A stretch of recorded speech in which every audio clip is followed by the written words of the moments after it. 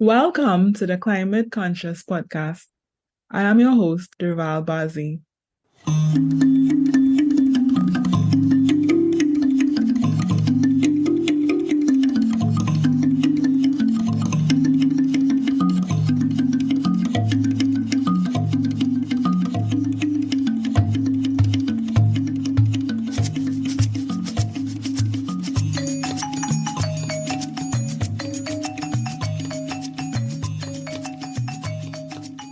In this episode, we've partnered with RMI's Island Energy Program to bring you insights on building resilience to climate change in the Caribbean.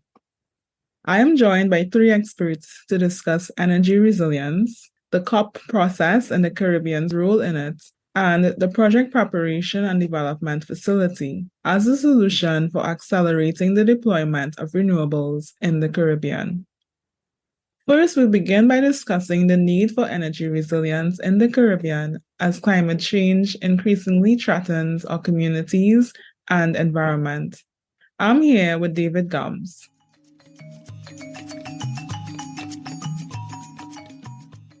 David Gumbs is the director with RMI's Island Energy Program, where he works closely with Caribbean governments and utilities to achieve their renewable energy targets. David specializes in reducing energy costs and building resiliency through distributed renewable energy microgrids. Before joining RMI, David founded Davy Business Solutions, where as CEO, he provided business advisory and renewable energy solutions to clients in the US, Africa, and the Caribbean. David is the former Chief Executive Officer of the Anguilla Utility Company Limited, Anguilla, and has over 20 years of senior managerial experience. As the Chief Executive Officer of Anguilla, he successfully implemented renewable energy technologies, achieving one of the region's highest penetration levels. David developed and implemented Anguilla's aggressive public relations and marketing strategy, incorporated several industry-leading solutions, such as advanced metering infrastructure, grid automation, work order automation, vehicle fleet management, and an aggressive undergrounding initiative into Anguilla's operations. David, welcome to the Climate Conscious Podcast. Thank you so much, and pleasure to be here. So, David, when we talk about resilience, we're talking about our ability to withstand and recover from adverse events. Because of the Caribbean's location, we often find ourselves in the path of tropical hurricanes. And we've seen an increase in the frequency and intensity of these weather systems linked to climate change. Our utilities are impacted by damage to infrastructure, which then restricts their ability to deliver this critical service to their customers. So reflecting on your time as the CEO of a utility, what was it like rebuilding after Hurricane Irma? Yes, this is a subject area that's near and dear to my heart, and I'd be happy to share a little bit about my experiences in Anguilla. As you mentioned, the Caribbean is very vulnerable to the increased intensity and frequency of tropical storms. Hurricane Irma was one of the strongest storms on record, with winds gusting over 230 miles per hour. So as a very fragile grid infrastructure, small utility in a very exposed climate, you can imagine the amount of devastation that Hurricane Irma wreaked on an island such as Anguilla and a grid such as Anguilla's. Over 80% of our grid was damaged or destroyed. And it took literally 100 days for us to restore power to every customer across Anguilla. And believe it or not, that 100 days was championed as a great success. And that just shows you the enormous challenge we have before us, where we have centralized grids that have one generation or a few generation points and is distributing electricity over miles and miles of electrical infrastructure that is exposed to hurricanes and other tropical events. Essentially, rebuilding that grid pole by pole, connection by connection, just takes an enormous amount of time. And besides the physical effort and the resources that has to be poured into rebuilding that grid, you can imagine the experience as a whole is one that is very traumatizing. After spending essentially about 6 hours locked in my half bath or small bathroom, protecting myself from the storm, and literally thinking I was going to die over those 6 hours, praying to God that I didn't die, stuck in there with one of my oldest brother at the time. And, having the emotional trauma of just surviving to then turn around and immediately at 8 a.m. in the morning receive a phone call from the then chief minister of the country and the governor. And the first question was, when are we going to have electricity returned? And if you've ever been part of a Category 5 hurricane, you can imagine sort of the emotions that are happening as you're coming out and you're trying to restore your mental health and just figure out whether you're alive or dead. And then to come out and look at the infrastructure around you, homes are destroyed. People are sort of wandering and just trying to get a good grasp of reality. And then having to think about restoring an entire country's electricity grid. Well, that was the task before us.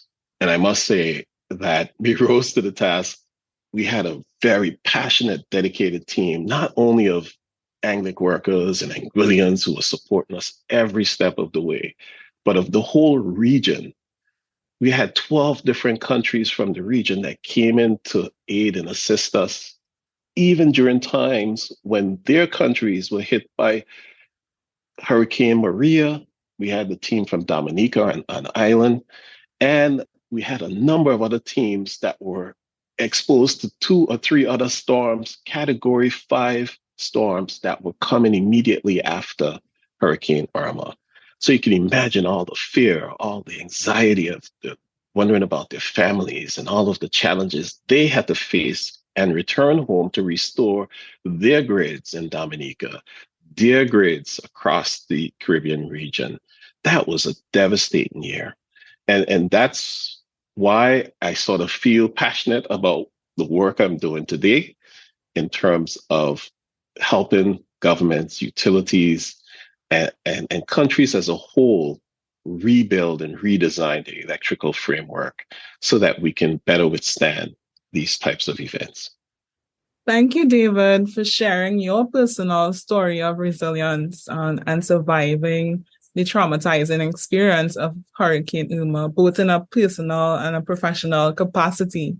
And as you mentioned, your passion for helping to rebuild and redesign our energy systems. We're days away from COP, and a major objective of COP28 is fast-tracking the sustainable energy transition. So I'd love to hear from you. What are utilities' greatest challenges as part of the clean energy transition?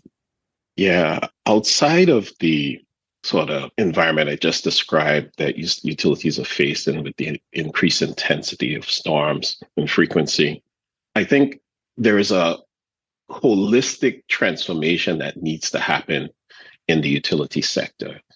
And like any transition, climate transitioning to adapt and mitigate against climate change is one of the most challenging, because it's not something, although it's hitting us from time to time, it's not something we're facing every day at this point in time. And we keep hearing about this critical point to meet our 1.5 degree target, which is to minimize climate change or temperature increase to 1.5 degrees. It sounds so abstract. And in reality, it's something that is coming like a freight train towards us. And in the utility space, it is something that, because of the enormous challenge, we sometimes don't attack it with all our means or with the sense of urgency that is necessary to make the change happen. And with that said, when we talk about the way utility systems are designed in the Caribbean region, we're talking about centralized systems. So if a storm or any event takes out the one or two power stations that are across most, particularly the smaller islands, you are out of power for the entire island and the entire system goes down. Now, doing this in a more resilient and sustainable way means that we have to rethink this. We have to have a more distributed system. So, in the context of Anguilla, where we have 5 feeders, and these are the long transmission lines that deliver electricity from one side of the island to the next. If the central plant goes down, all 5 of those feeders or transmission lines go down. No power to any part of the island. Imagine a system where you have at minimum 5 different generation plants across and distributed across the island. 2 things happen. We're spreading the risk. So if an event touches the western end of the island, it doesn't impact the eastern side of the island. So that entire side of the island and community can have power and continue vital, economic activity, health, and all the benefits that come with having electricity today. Beyond that, though, we're rethinking this in the sense that not only are we resilient from a geographic standpoint, but during a storm, there are many, many examples in Anguilla, in Hurricane Irma, and elsewhere where persons had power 100% of the time during the storm because they had a distributed or rooftop solar system that continued to provide power during the storm. And trust me, it's one thing experiencing the storm, and it's another experience in the storm in complete darkness, lack of communication because you have no power for your phone, internet, or anything else, and you're cut off from the rest of the world. That just adds another layer of fear and stress to the event that you don't have to experience otherwise. And that's just putting it in a way that hopefully people can embody this and think about how much better quality of life could be with a new framework and a new way of doing things. Absolutely. You talk about rethinking our energy systems, and one of the key takeaways from what you have shared is shifting away from centralized systems to distributed electricity systems and how that can really support our climate resilience. And talking about climate resilience, it's ensuring that we're, one, mitigating our impact on climate by reducing emissions, but also adapting to the impacts that we're already locked into in the region. But I want to switch gears to a topic that I know you're also very passionate about, which is project preparation and development. And I want to ask you, why are you excited about project preparation and development facility as a solution for the challenge that you are working so hard to address?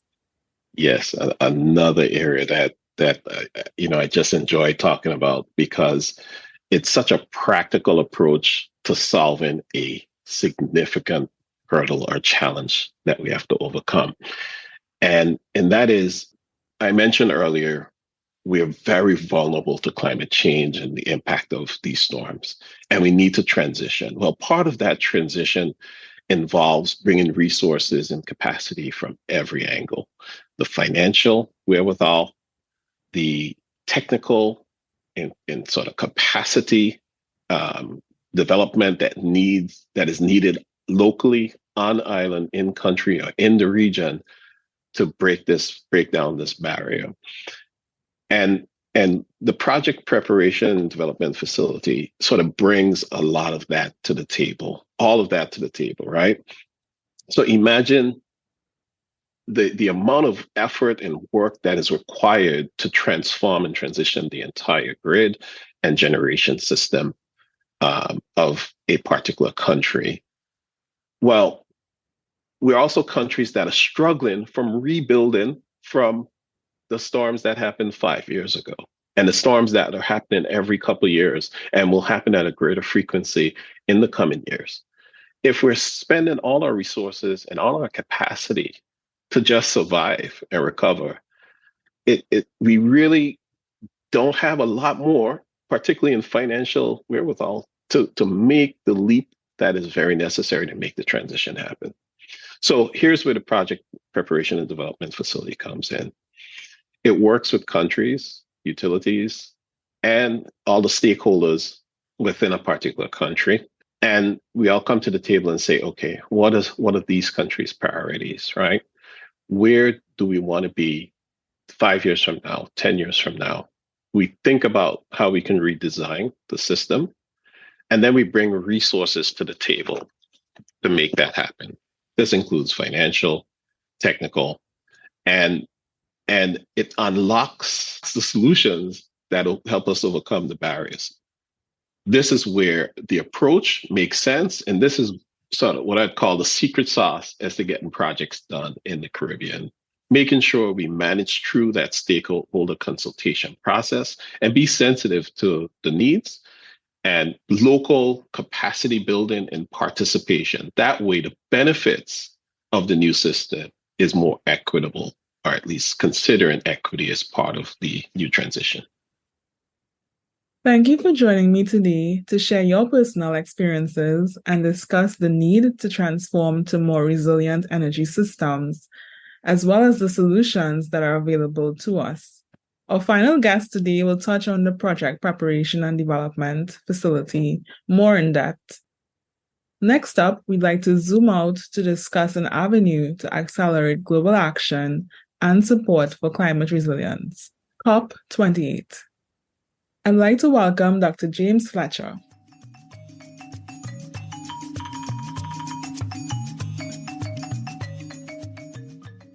Dr. James Fletcher is a former Minister for Public Service, Information, Broadcasting, Sustainable Development, Energy, Science and Technology in the government of St. Lucia. He served in that position from December 2011 to June 2016. During his tenure, James Fletcher led St. Lucia on an aggressive path toward the modernization of the energy sector, with a strong push toward the use of renewable energy. Currently, he is the chairman of the executive board of the Caribbean Center for Renewable Energy and Energy Efficiency. He also manages his own company, Soloricon, which provides consulting services in renewable energy, climate change, sustainable development, water policy, public policy, and agriculture. Throughout his career, he has been very active in international climate change negotiations. He played a leading role in the Caribbean's 1.5 to Stay Alive climate change campaign. During the COP21 negotiations on the Paris Agreement in 2015, he was a member of a small select group of ministers from various countries around the world who were selected by the French presidency to help achieve consensus among the countries on the more contentious elements of the International Climate Change Treaty. In recognition of his work, James Fletcher was highlighted by the organization Global Optimism in Profiles of Paris as one of the people who played a key role in creating the historic Paris Agreement on climate change. In 2019, James Fletcher was selected by the United Kingdom's Chevening Scholarship Program as one of 35 global changemakers who exemplify leadership on critical global issues. Hello, Dr. Fletcher, and welcome to the Climate Conscious podcast. Hello, and thank you for having me. It's great to be here. Dr. Fletcher, we're days away from the UN Annual Climate Conference, COP28. And as I mentioned in your introduction, you played a critical role in negotiating the Paris Agreement and the goal of limiting global temperature increase to below 1.5. Now, 1.5 to Stay Alive is much more than just a slogan for us here in the Caribbean. It's really a matter of survival, protecting our human and natural systems from the impacts of climate change that are already unfolding in our region. So as a Caribbean leader, could you describe your experience of being part of such a pivotal process? Thank you. It really was a pivotal process, and it was it's something that I'm very proud of. The role that not just I, but the entire Caribbean delegation played in getting us to that Paris Agreement and landing on the elements of the Paris Agreement. It was a very hectic year. 2015 was a very hectic year. We came out of a COP in Peru the year before, COP20, where we were hoping that more would have been done. And really it appeared that COP20 was basically just playing the role of passive relay to hand over to Paris, although the president of that COP, Manuel Pulga Vidal, really did do quite a bit of work together with Laura Fabius, who was the Minister of Foreign Affairs of France, who took over the COP presidency.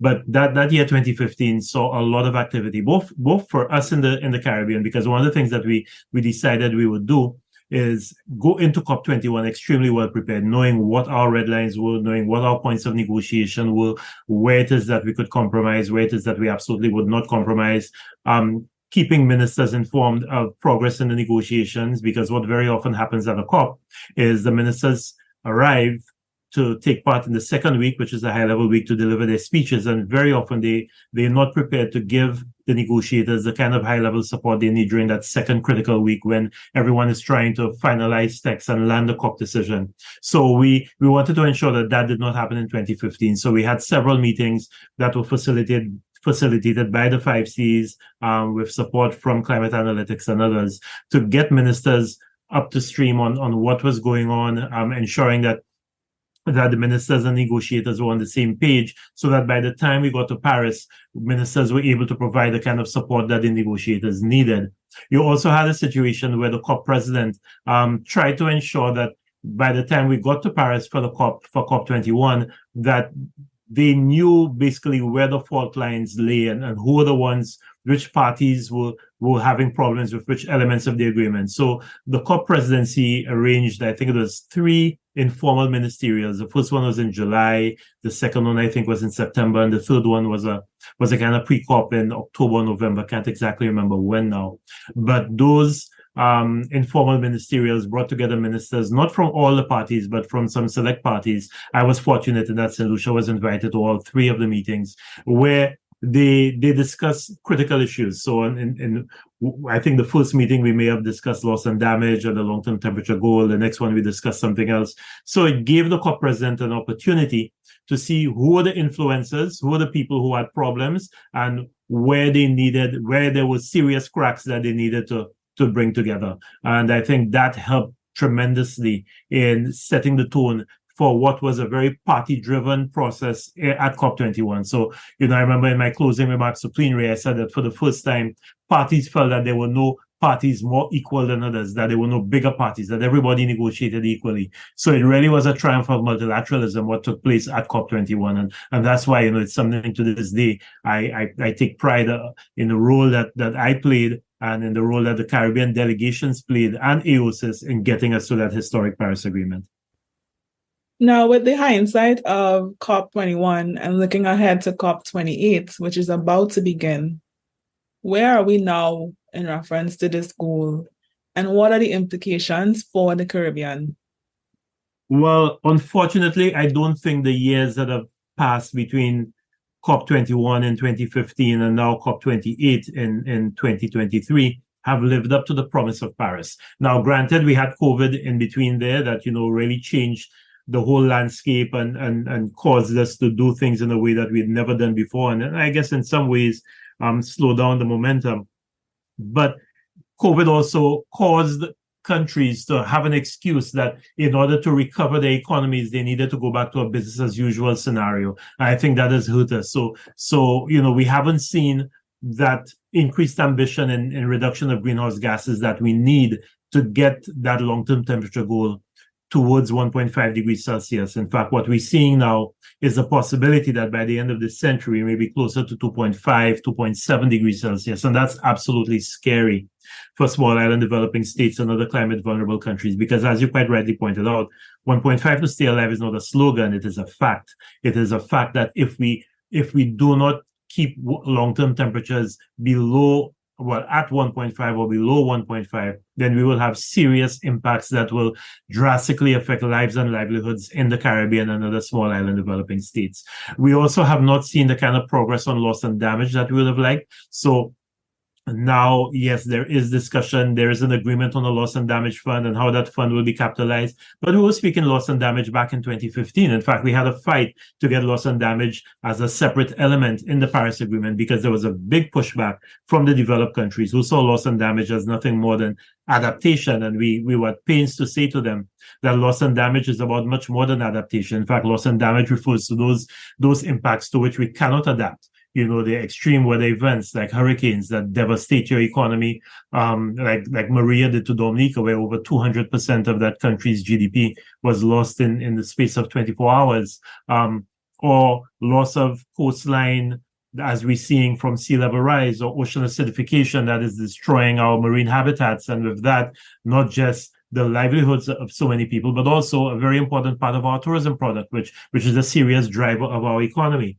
So we haven't seen the kind of progress, I think the type of honest negotiation from some of the developed countries on loss and damage as we would like. And the issue of climate finance is still a very vexing one because we are still nowhere close to that pledge of $100 billion annually starting in 2020. We are very far away from that. And in fact, if you have to read some of the reports from Oxfam, that suggests that even the reports of 80 billion that you see being suggested as where we are right now are grossly exaggerated. And the problem with that too is that a lot of that money is coming in the form of loans. So basically you're saying to the countries that are the victims of a problem that they did not cause, in fact, a problem that was caused by developed countries and out of control consumption and production in those developed countries, that they have to borrow money at market rates or near market rates from those same countries to solve a problem that those countries cause. So,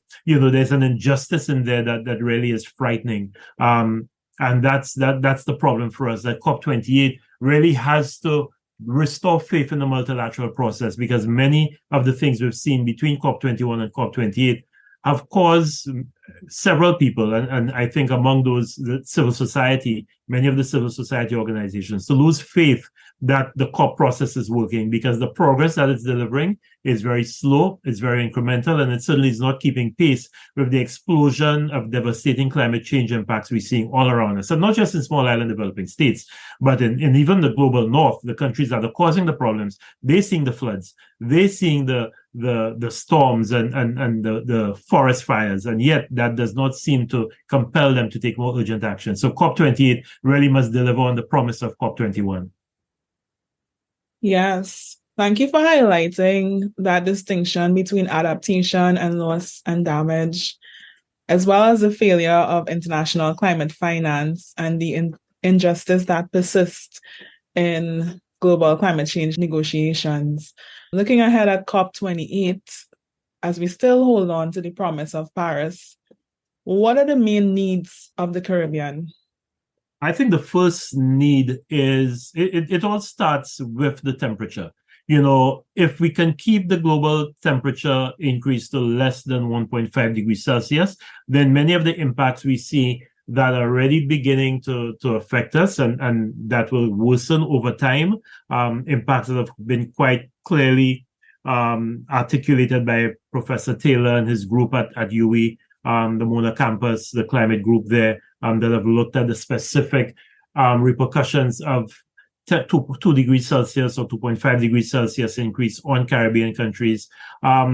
We need to get that temperature goal back within sight, and it's very slowly and ominously slipping out of sight. So we need to see sincerity from the developed countries, the major emitters, that they will take the actions to decarbonize their economies and to decarbonize their economies very quickly. I can't remember what the exact window is, but I do know that if by 2030 we do not see some serious reductions in greenhouse gas emissions, then 1.5 degrees Celsius will no longer be in sight, and that concerns me. So the first thing really has to be a significant increase in ambition to reduce emissions of greenhouse gases. The second one has to be the provision of finance, and not just provision of finance for loss and damage, which is the big issue that everyone is debating right now. How will the loss and damage fund be capitalized?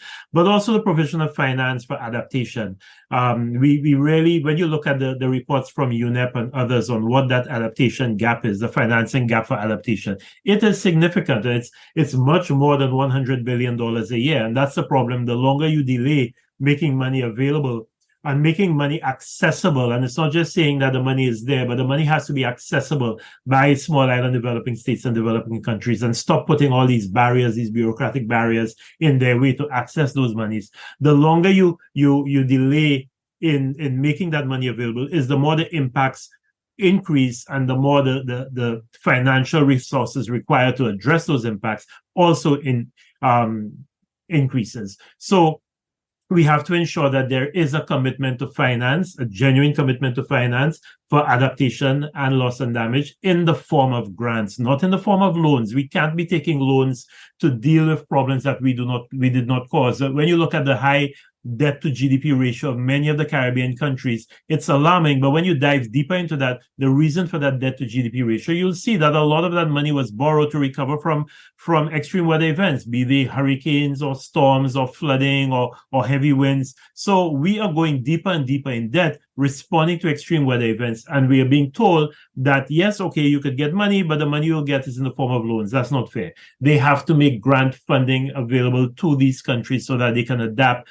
they can take the measures to increase their resilience. We have no problem in accessing loan funds for mitigation, because in the Caribbean, with the exception of Trinidad and Tobago and now maybe Guyana and to a lesser extent Suriname, the cost of electricity is very high. So if you can borrow money to invest in renewable energy and to accelerate the transition away from fossil fuels to renewable energy, that can bring the cost of electricity down and bring the cost of transport down, then that's something that Caribbean countries can borrow money to do, because there's a return on that investment. So making money available at concessional terms to Caribbean countries for the climate transition, for mitigation, is fine. But you can't say to these countries that they must borrow money for adaptation and loss and damage. That's unconscionable. So I think that's the second issue. And the third issue is really addressing something that has become a lot more in our face and unfortunately a lot more on the front burner, and that's the whole issue of climate justice and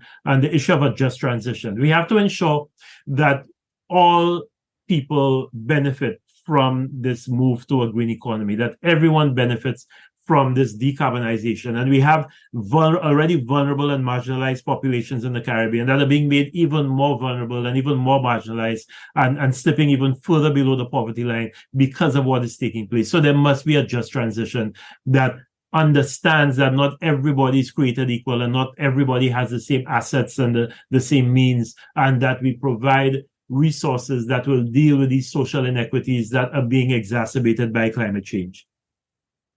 You know, there are some persons who dismiss COP as just a talk shop, but I think you have clearly illustrated that there is merit in active participation in COP, especially as small island developing states. So when it comes to transitioning our energy systems and becoming more resilient, you've mentioned decarbonization as well as the just transition. How can Caribbean priorities be better represented at COP? That's a very good question. Maybe Caribbean priorities need to be better represented outside of COP. And that's not buying into the argument that the COP is a talk shop, that's all it is. The COP is a very important multilateral mechanism that brings together 196 parties to the UN Framework Convention on Climate Change and the Paris Agreement. And that's the only forum where they all get together and discuss the issues that are pertinent to addressing the impacts of climate change. So the COP must continue. That process has to continue. That process probably just has to become a little bit more urgent and a little bit more purposeful. I think there are too many people who go to COPs with the sole intention of ensuring that there is no meaningful progress at COPs. And the other alarming thing that we're seeing now is the significant fossil fuel lobby that is present at COP. The number of lobbies from fossil fuel companies, I think at the last COP, was larger than the combined delegations of all small island developing states and vulnerable countries. That's not good. But I think what we have to do is ensure that the world outside hears our how important this is to us outside of the COP, because climate change is impacting everything. Climate change is impacting health, it's impacting tourism, impacting infrastructure, impacting food security, water security. There isn't a sector that our Caribbean governments have interest in that is not impacted by climate change. So I think what they need to do, and that's really speaking specifically to Caribbean governments or prime ministers and members of cabinet and public sector agencies, is to ensure that these concerns of climate change and the impacts of climate change are ventilated and articulated in every single forum outside of the COP. So if there's a meeting of the Caribbean Tourism Organization, climate change has to be on that discussion, has to be on the agenda, because climate change is not just impacting the tourism product in terms of how beautiful that product is, be it the marine resource or the rivers or whatever, but it is also impacting the assets, the infrastructure.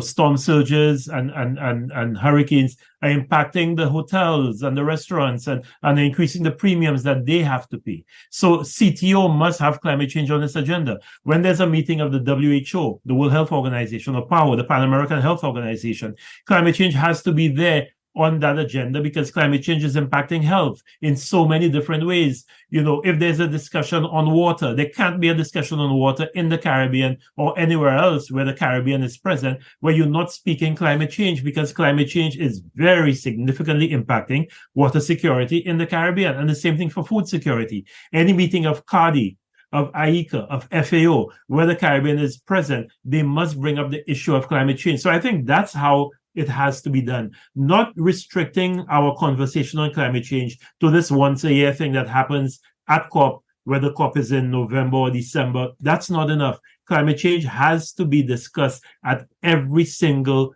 forum, in every single negotiating theater where Caribbean and small island developing states are represented, because climate change is impacting every element of life, every economic sector, every bit of our social landscape in the Caribbean and in small island developing states. So we need to elevate that conversation there, so that by the time we get to COP, there's a momentum and you have many more organizations that are weighing in on this. And it's not just left to our negotiators who keep punching way above their weight, but really are outnumbered. We need to enlist not just civil society, but all of these other sectors, so that they understand climate change is also their business. Absolutely. Climate change is everyone's business. Dr. Fletcher, I want to thank you so much for sharing these insights on the COP negotiations and the implications for the Caribbean, and for reminding us to keep sight of that 1.5 goal, as well as the just transition. Next up, let's talk more about solutions. How can we rapidly scale renewables in the Caribbean to build resilience? I'm now joined by EJ Okeke.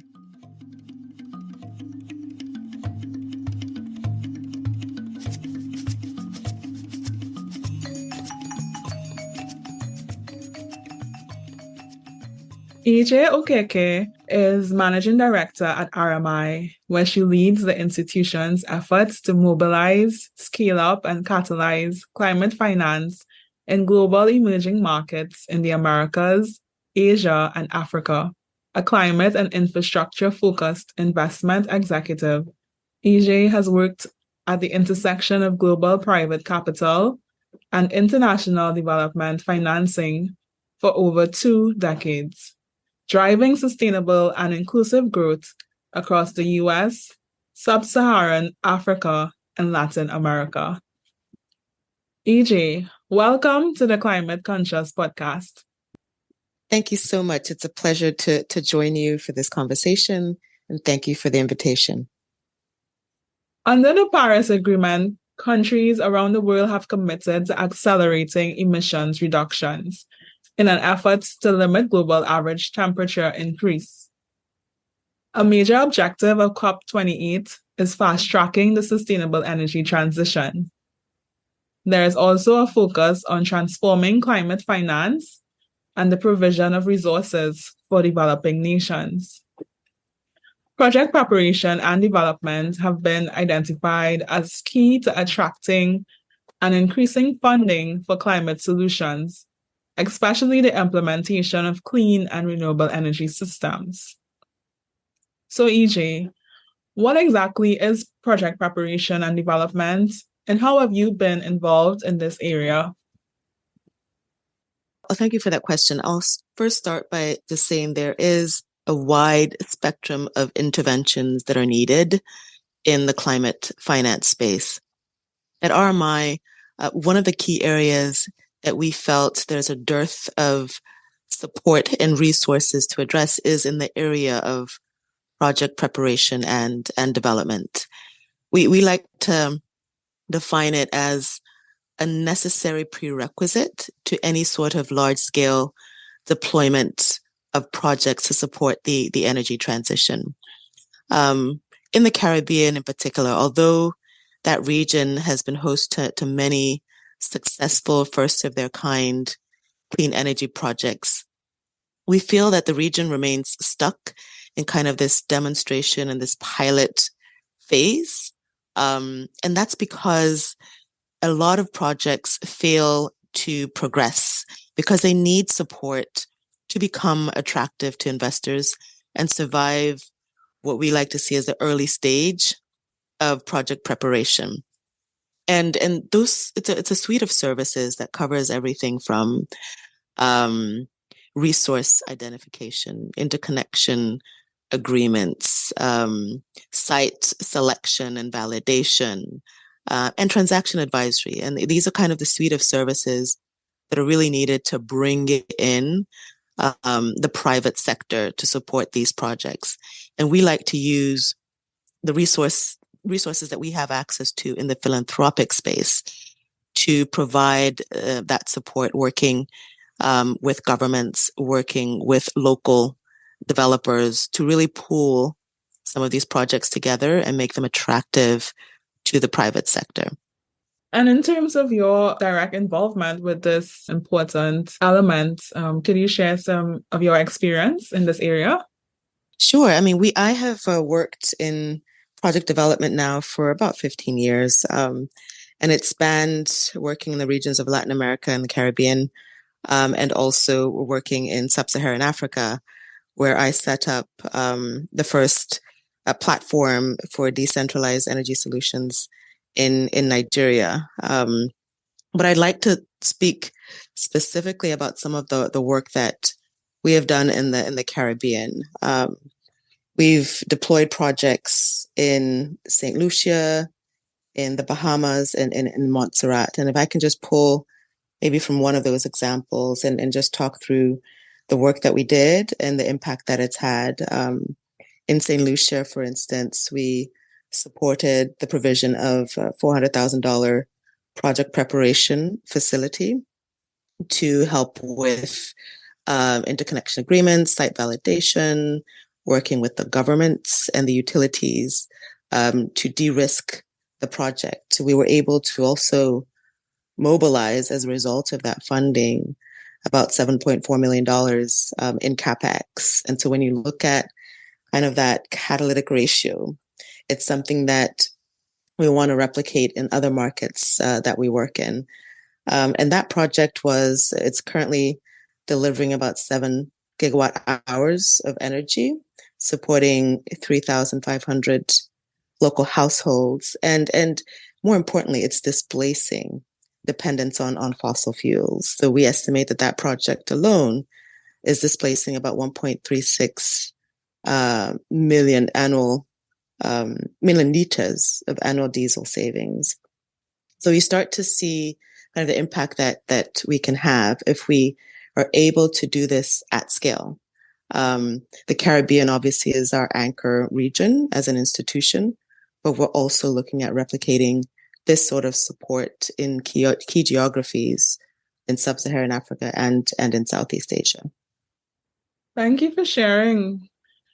So here on the Climate Conscious podcast, we engage a lot in public education and advocacy. And while engaging with the public on sustainable energy, I've heard citizens remark, in the Caribbean, we have so much sun, we have the wind. Why don't we have more renewable energy available to us? And you have pointed out, the role that project preparation and development can play in accelerating the deployment and increasing the level of renewable energy that we have on our grids. So can you share an example of what is involved in the process of project preparation and development?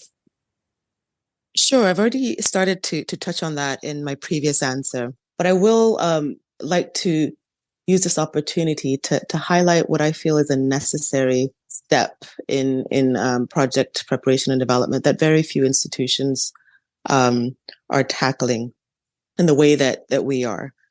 We work very holistically with governments and with utilities to support integrated resource planning.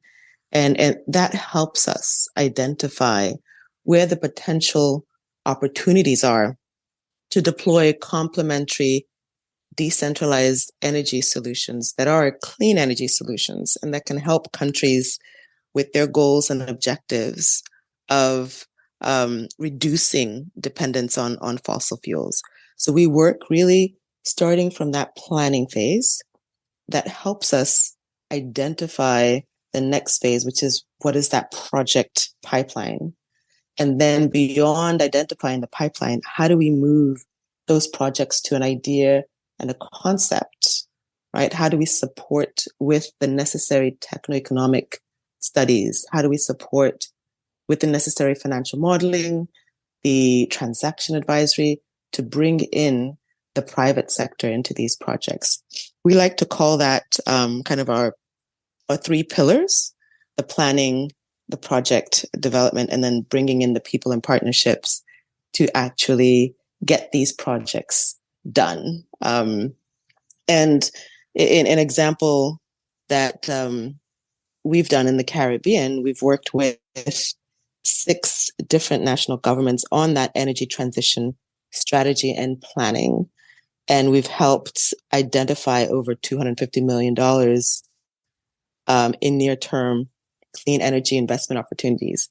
But beyond identifying those opportunities, we also roll up our sleeves and get funding from philanthropic partners to help move those projects along and get them to what we call financial close, which is the stage at which a commercial bank or a private equity fund can then take over the project and see it to completion. And that, we feel, is the methodology that we'd like to apply in helping to unlock opportunities to fund clean energy projects at the scale that's necessary for us to have a meaningful impact on our climate goals. Yes. Adria, you mentioned people and partnerships, and we know that this is very integral to any work in sustainable development. When it comes to project preparation and development, what stakeholders need to get involved and what action do they need to take to really push this solution forward? I'm glad you mentioned stakeholders, because none of this is possible without engaging key stakeholders in the local ecosystem. I mean, RMI obviously is a global institution, but as we engage in different markets, we are required, it is necessary to bring in the local stakeholders, including governments, utilities, and project developers. Oftentimes, when we go into certain geographies, we find that the developer ecosystem might be a bit nascent or early stage, but our mandate is to help build out that ecosystem. When we started in the Caribbean about 8 years ago, there weren't that many developers that could, bring a project to fruition just from soup to nuts, right? And as RMI, we stepped into that role, but we did it in a way in partnership with local developers, growing developers. We did it in a way that helps us build out that local capacity. So now, 8 years later, we are starting to see a decent ecosystem of developers that allows us to step back our role a bit. We're still very engaged, but now we're engaged in partnership with local developers. The other key stakeholder for us is the funders. And we sit in a very strategic position because of our ability to bring in funders globally to support our programs in the Global South. This past month, the Canadian government provided generous support for our Caribbean project preparation and development facility, and that was recently announced. They've given us a $6 million Canadian dollar grant to support our facility. And it allows us to collaborate with other partners and really put to practice, what we have been working on over the last 8 years and really accelerate our programs. Also at COP28, that's a big platform for us to highlight the work that we're doing in the Global South. And we are ready to support Global South leaders, governments, utilities, and private institutions. And we believe that this year is a pivotal year for our energy transition goals. It's an opportunity for us to demonstrate at scale how we can define the climate future for the Global South in this decisive decade. So stakeholders are very critical to the work that we do, and we engage them at every stage of the process. So EJ, we've talked about project preparation and development as a major solution to addressing the barriers hindering the energy transition at scale in the Global South. Clean and decentralized energy systems are a key strategy for climate mitigation and adaptation. And as we look ahead to COP28, I would love to hear from you your expectations coming out of this process. Sure. As I started to mention earlier, COP28 is an important platform for us at RMI to progress and further the dialogue on how we achieve our energy transition goals. It's also an opportunity for us to highlight what is working, and what works is going to be very different depending on the regions that we're operating in. For us in the Global South, our focus in the Caribbean is really on resilience. I mean, how do we prepare small island and developing states to be more resilient, to endure the effects of climate change? How do we support grid resilience and adaptation in that region? When we look at the region of sub-Saharan Africa, the focus is really on energy access. When you have populations that are still at 40 to 50% electrification rates, the focus of energy access, how do we do that in a sustainable and decarbonized manner? In Southeast Asia, it's really about decarbonized growth, right? And how do we support key countries in that region to grow in a sustainable and inclusive and decarbonized manner? And all of these are learnings and expertise that we've developed over time. And we think COP is a medium to exchange ideas, share what's worked for us, highlight the work that we're doing, and look for partnerships that can help us deepen our impact. I will say that we have a number of activities planned during COP, but I do want to highlight our event on December 1st that is really focused on highlighting our work in project preparation and development, why we think this intervention is necessary, particularly in the Caribbean, and how we'd like to deepen the work that we're doing in this area. So I do invite all of you to attend if you are going to be in Dubai. This has been a production of the Climate Conscious Podcast in partnership with the RMI Islands Energy Program. Visit rmi.org for more info and connect with the Climate Conscious Podcast on theclimateconscious.com.